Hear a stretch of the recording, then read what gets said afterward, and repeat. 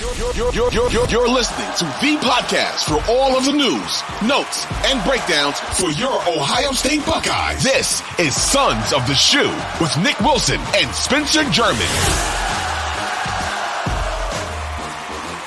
Sons of the Shoe returns. Spencer German with you. Nick Wilson had something come up, so he unfortunately won't be joining us this week. But the countdown to the regular season continues. Very, very excited for the return of college football in a couple weeks, which is crazy to think that it really is just a couple weeks away. I do want to remind you guys, as always, that we remain a relatively new, still under a year-old podcast. So please like, follow, subscribe, comment at the 92 to Defend YouTube channel in the comments section. Let us know your thoughts on anything that we talk about today. And I'm very excited this week. Not that I'm not always excited to do this show and connect with you Buckeyes fans, but I'm very excited this week because we have a guest, and it is a guest who covers one of the newest members of the Big Ten. We are talking about and happy to welcome into the show Alec Dietz, who covers the Oregon Ducks for the Eugene Register Guard, part of the USA Today branch of newspapers. Alec, can't thank you enough, man. I know we took a couple weeks here to finally get you pinned down with the the opposite sides of the country thing got a little bit complicated, but you know what? It's kind of a microcosm of life in the Big Ten these days. It's a lot of cross country flights and traveling. Yeah, and just the coast to coast stuff. That's definitely something we're getting used to. I know for media days, I was covering it from here. I didn't get to go to Indy, but I had to wake up and watch it 8 o'clock in the morning. So, it's all a part of it now. Well, actually, I feel like that's a good place to start, honestly, because I know generally, here in Ohio and I think throughout the Big Ten being sort of a Midwest conference, right, to start out the roots of it, I kind of get a sense of how the Big Ten fans feel about this conference realignment thing. And I think most people feel like it's a good thing. And the fact that the SEC and the Big Ten kind of followed suit and emerged as this other power conference is a good thing. But I am curious, what has the reaction been out west in Eugene and other teams that used to be part of the Pac-12 that now is down to 2 teams? Like, how are they taking the, just completely the realignment that brings some of these other programs into the Big Ten and kind of eliminates the Pac-12 off the board? Yeah, I think, just from Oregon's standpoint and Dan Lanning and the leadership there, joining the Big Ten was a lot of a relief because it gave them a future that wasn't so murky, right? With all the media rights stuff that was happening with the Pac-12, are you going to be on Apple TV? Or are you even going to find your way on national TV? Joining the Big Ten was like, okay, our future is set. We have the media rights all in place. We don't have to worry about all that stuff. So I know that was sort of a sigh of relief to just get that all sort of figured out. I know there's a lot of fans that were sort of upset about the Pac-12 going away. I mean, it's over 100-year-old conference and has a lot of history. Oregon's been in it since it was the Pac-4. So, it has survived the multiple iterations of the Pacific Conference. And, so a lot are upset to see that go. And obviously, if you're Oregon State and Washington State, you're definitely upset that you got left behind. But I do think there's a lot of excitement about, joining a conference like the Big Ten, having that steady future, and also being in a conference that now spans 3 time zones. Yeah. And I don't know if you guys have seen yet the famous Big Ten commercial. Yeah. We love that commercial in the Big. All the Big Ten schools love that commercial, and it aired, I think, for like the first time I saw last week.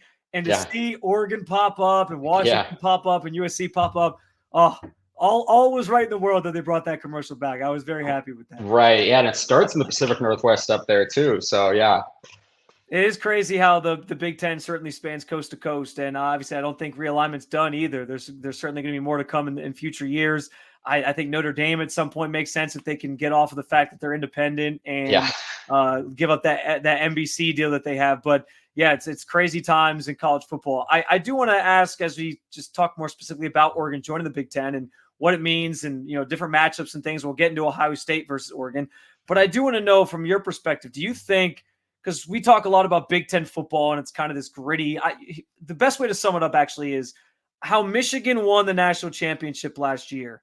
is kind of the definition of Big Ten football. They do it in the trenches. It's kind of tough-nosed.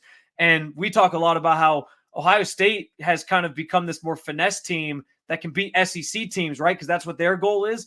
And that's kind of allowed them to take a step back when it comes to beating Michigan, which is why they've struggled against them of late, because Big Ten or Michigan was built to win the Big Ten. So with that in mind, do you think Oregon will have to adjust more to winning in the Big Ten, or the Big Ten will have to adjust more to Oregon's style of play? Yeah, I think that's kind of the ultimate question that we won't really know until we see it this fall. But I think it's probably going to be a little bit of both. In the Pac-12, there were really only two teams in probably Oregon State and Utah that sort of play that sort of physical. We're going to win with defense, winning the turnover battle, running it right down your throat, like Michigan showed in the national championship. And obviously, a whole lot more Big Ten teams do that. It's not just Michigan, right? At the Iowas and the Northwesterns, all those teams. So it's going to be interesting to see how week to week Oregon can sort of deal with that new style of play every single week, where obviously offenses were a lot more wide open in the Pac-12. But I also think that, there is definitely going to be an adjustment to Oregon on the schedule. They spread you out. They are going to lead college football and a lot of offensive statistics like they did last season. And also they're very fast on defense and plenty physical too. Dan Lanning's been trying to build this team to sort of look like a SEC team out West for years, regardless of whether they were going to join the Big Ten or not. So I think it's going to be a bit of both, and it's going to be sort of fascinating to see what it looks like for all the teams out West against the Big Ten teams week to week. Yeah, Oregon doesn't yet know what it's like to trot into Kinnick Stadium in Iowa and have to play in front of that raucous crowd and, struggle to score 17 points and try to win. They don't know that yet. That's a tough game every time. It is. Well, they have to go to Madison in late or mid-November. And I mean, it's going to be cold. It's going to be a different level of cold than they're used to. So that's not to say they can't do it. But it's just going to be interesting to see sort of all the new experiences that they're going to have as a program this year. Yeah, that'd be a lot of fun to watch unfold, and obviously to cover on your end of things. You talk about the style of play that Oregon has, similar to Ohio State, in that they try to build themselves to beat SEC teams while also trying to navigate the conference schedule. And I think that's interesting because, listen. Ohio State, Michigan is always going to be Ohio State, Michigan. It's one of the biggest rivalries, if not the biggest rivalry in college football. But I've kind of been saying now on this show for a couple weeks now that I am already seeing the early stages of Oregon and Ohio State becoming almost like this secondary rivalry for Ohio State. Do you see that too? And do you think that that's something that maybe is Oregon fans and people who are around that program kind of seen it the same way, where that could become it's 1A is Ohio State, Michigan, and 1B could be Oregon, Ohio State? Yeah, I think that, anytime two teams are really competitive in a conference, I think there's going to be sort of a rivalry, at least with fans preseason now with social media.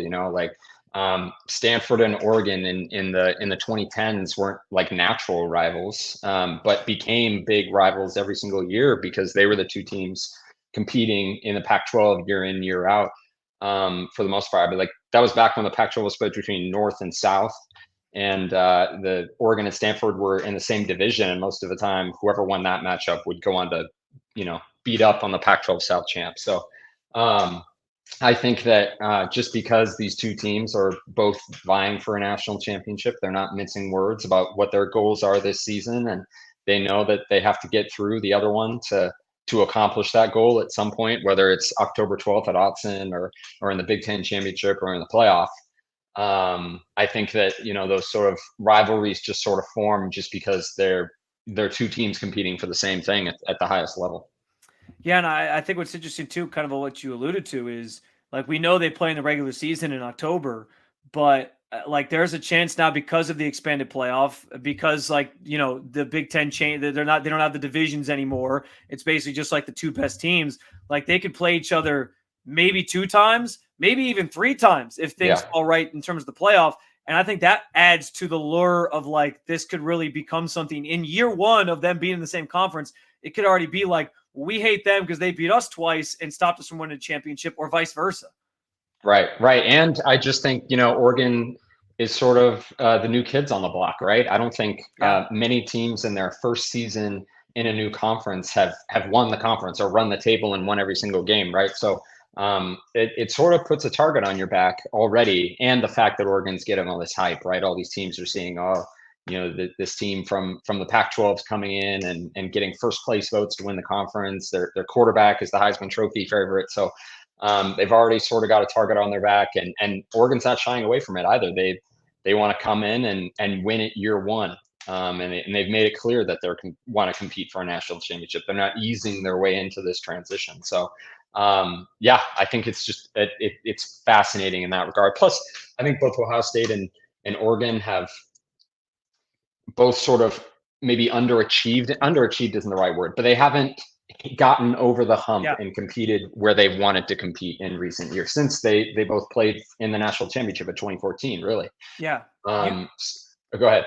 Oh no, I was going to say you can say underachieved because you'll learn really quickly, Alec. Like Ohio State fans, I mean, I think every college fan base to an extent is a bit of a cult, but like, I mean, there's people saying already like Ryan Day's job is on the line this year, which is every year now. But it's like, listen, like Oregon is the game they've circled because how he performs against that game or in that game, how the team performs in that game.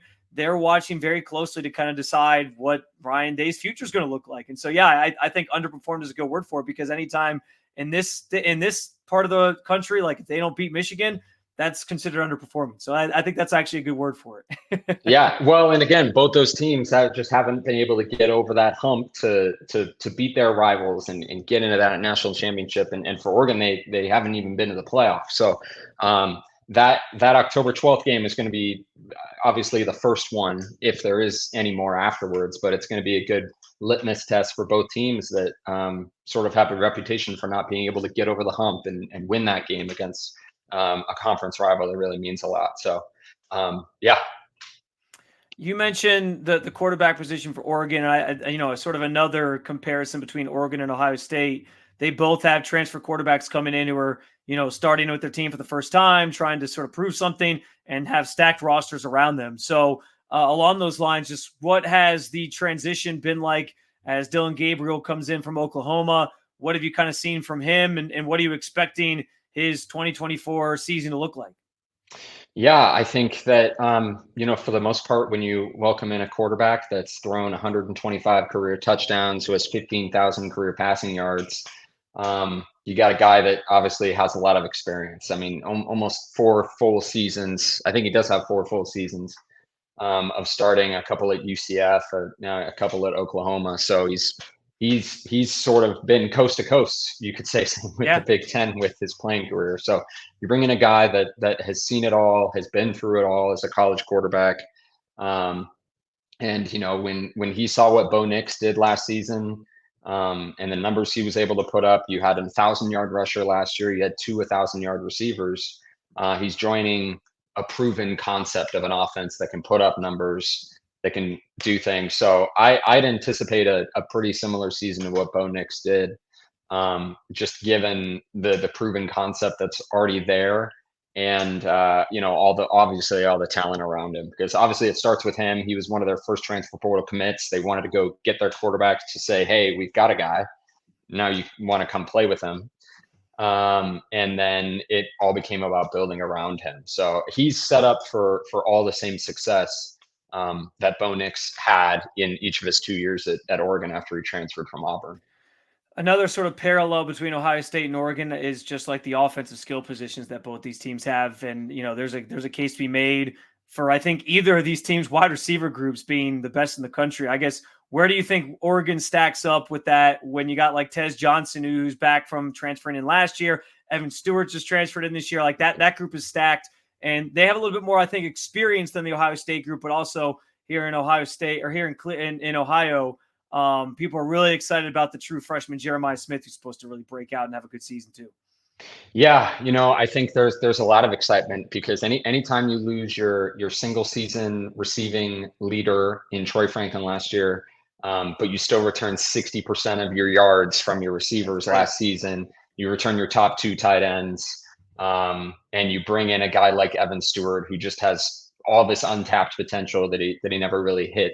at Texas A&M. There's a lot of excitement about that room and what they're able to do. And you've got a proven guy in Tez Johnson, who again had 1,000 yards last season after transferring. You have a Trayshawn Holden, who transferred in from Alabama and had almost 500 yards. Gary Bryant, who was at USC, who had almost 500 yards. And then not to mention not too shabby recruiting class too of guys that may not even play this year, but Jeremiah McClellan, Jack Wrestler, a lot of highly touted guys that may not even see the field. So I think there's a lot of excitement about the depth in that room. And, they've already been talking about, how you have to kind of share the ball between a whole bunch of guys that are weapons in the offense. And it's really an embarrassment. And Ohio State, I think, is in a similar position with Jeremiah Smith and Emeka Ibuka and all those guys being they have a couple guys that are sort of proven, that have been there and shown it, and then a couple guys in the wings where you're like, hey, if this guy can come in and contribute right away, it's really going to put them over the top. Yeah, I mean, the theme of this conversation, I think, remains like just it's an arms race between those two teams, man. Yeah. Like it's going to be fun to watch this year, but also in future years. They're competing with each other for a lot of the same recruits and stuff too. So it's fascinating. Anything else that I guess us here in Ohio or other Big Ten fans or Ohio State fans in general should know about Oregon that makes them a threat in the Big Ten this year?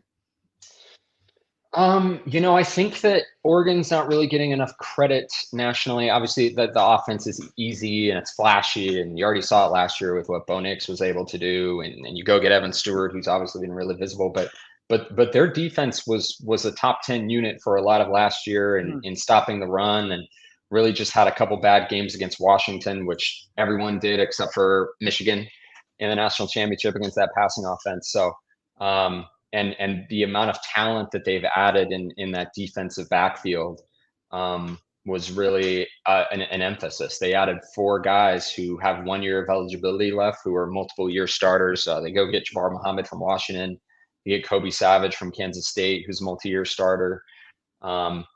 Cam Alexander from a smaller college in UTSA, but still 1 year of eligibility left. So they had a clear plan of going to get guys that had playing experience at the Division I level or at their Power 5 level at the big stage, and are developing guys sort of underneath that. But they really sent a message that they're competing this year by going after so many guys with just 1 year left, right? Because they need to maximize that last season. They're not getting a guy that was a freshman and didn't get a lot of playing time and maybe has some upside but is unproven. They got a bunch of proven guy on the defensive line. They go get Derek Harmon from Michigan State and Jamari Caldwell from Houston. So I think that defense is sort of being overlooked right now. But again, it would be interesting to see how it plays out once the season rolls around. I just kind of thought of this one on the fly here, but earlier this offseason, I know Ohio State lost their running backs coach, Tony Alford, to Michigan. And then that meant they went out and hired Carlos Loughlin from Oregon. What was the reaction to that, and how was he regarded within that program before he obviously left for Ohio State? Yeah, I mean, I think he was definitely well regarded in the running back room. Anytime you talk to those running backs, they had good things to say about him. I think when he left, it was right in the middle of spring ball, so it was a little awkward timing. And you talked to Dan Lanning, I think the day after, and they were sort of already on, okay, we're moving on mode, right? We're moving on to who wants to be here and finding a replacement coach and all those other sorts of things. So you look at that connection, and you obviously look at Chip Kelly, who obviously made a name for himself at Oregon years and years ago. So there are a lot of connections in that game as well, just from a personal level. So it's going to be a fascinating game. I have zero doubts it'll be game of the week, and there'll be plenty of talk all week about the result of that game. So I'm looking forward to it already. Selfishly, I think as a journalist, you try not to be like circling the games midway through the year, but that one's going to be big. And obviously Oregon fans are also excited about that game being played at Autzen, because the game 4 years ago during the COVID season that was supposed to happen there for the home and home didn't happen. That's right.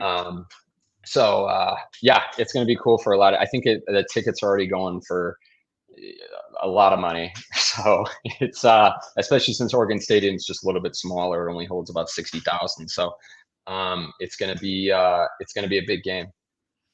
I'll get you out of here with this kind of a fun one, and this is more of an overarching news story from college football this week, where you had Pitbull buy the naming rights to I don't know if you saw this FIU's stadium, and he pays like he's paying like 1.2 million over 5 years or whatever it is, and he gets all these special benefits from the stadium to be at games, perform, and all that. So my question for you is,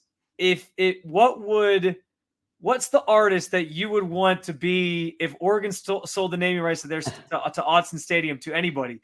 What artist comes to mind as like, that's the name, that's the person that I want associated with Oregon Stadium? Oh man, that's a tough question. I put you on the spot. I know. Yeah, I don't know if I have anything off the top of my head. See, because I try to think of for Ohio, we have so many like great artists that have come out of Ohio, and like one that comes to mind is like the Black Keys, right? Like they're from Cleveland. Yeah. I try to think of like artists from that area. I don't know off the top of my head like any artists from Oregon or like who's big that would maybe work. But that's why I was asking you the question. Yeah, I think they play a song in the stadium by a local artist named Matt Kearney or Kearney. He's a country artist. Okay. And he's from town. He's not huge, but he's pretty well known. I'd imagine he performed a concert, I think, after the spring game at Autzen this past spring. So it'd probably have to be him, but that's a tough question. That's a tough question. And yeah, that's wild. I think like that was like the Jimmy Kimmel Bowl too, where he was like, that's right, running around during that whole bowl game doing whatever he wanted because he paid for the rights for it. So yeah, these sponsorships are interesting now. He's Alec Dietz. He covers Oregon for the Register Guard the Eugene Register Guard, out in Eugene, Oregon. You can follow him on X. Super easy. It's literally just his name, Alec Dietz, to follow along, because, guys, Oregon's in the Big Ten now. So you got to stay in tune with what's going on with that team. And Alec's a great person to follow in that regard, because he's going to have you covered with everything all season long. Alec, I can't thank you enough for joining us this week. Let me say this now. Leading up to that game on October 12th, let's try to do this again and get you on for the sort of a preview episode of that game, because I thought this conversation was awesome. And as we already kind of hinted at, there's so many connections between these two teams. Yeah, it's going to make that matchup so fun. So we'll have a lot to talk about. But let's just kind of map that out now. As we'll pencil it in as something that we're going to try to do this season. So for sure, we might need like a month to get it, locked in, given how this one went. But October 12th really isn't that far from now, so you'll be hearing from me in like 2 weeks. Like I'll just say, hey, I'm just reminding you. No, I'm kidding. But yeah, sure. I can't thank you enough, man. Thank you so much. Yeah, thank you. Thanks for having me. All right, guys, we'll be back on the other side of a quick break. We'll react to everything Alec had to say about Oregon. Also, everything going on with the Michigan program right now. Jim Harbaugh getting suspensions when he's in the NFL. How is that going to work? We'll talk about all that and more. But first, here is a quick word from our sponsors.